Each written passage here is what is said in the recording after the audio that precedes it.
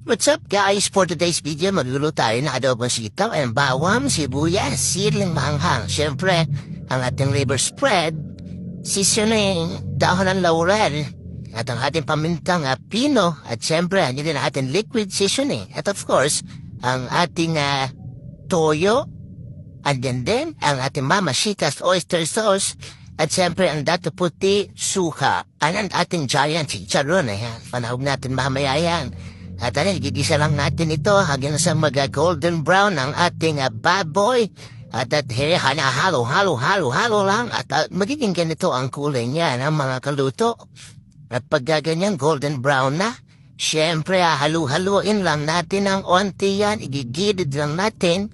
At maya-maya lamang po mga kasangga, mga kaluto, ay ilalagay na po natin ang ating bawang sibuyas at ang ating siling pampalasa.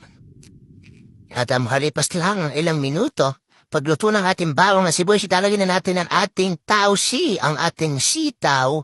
At syempre, of course, lagyan na natin yan maya-maya lang.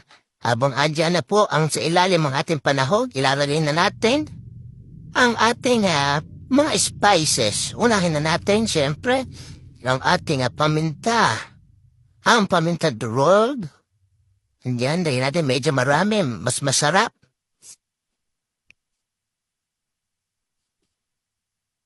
At ilalagay na rin natin ang ating bay leaves o ang dahon ng laurel. Mga kaluto at andyan, unti-unti na nakumpleto ang ating adobong tausi, adobong sitaw. At siyempre, pag nailagay na natin yan, lagyan natin ang ating magic syrup, ang seasoning ng bayan upang masarap ang lahat.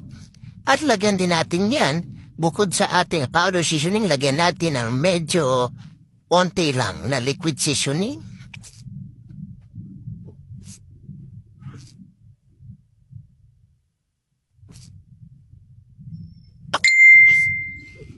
At takpan muna natin yan siyempre.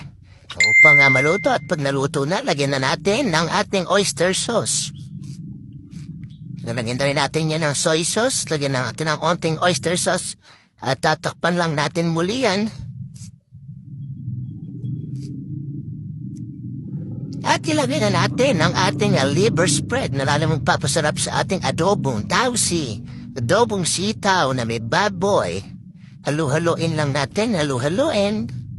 Siyempre, dodorogin natin itong liver spread para lalong manood sa ating sitaw na napakasarap. Dahil ito, kahapon ko pa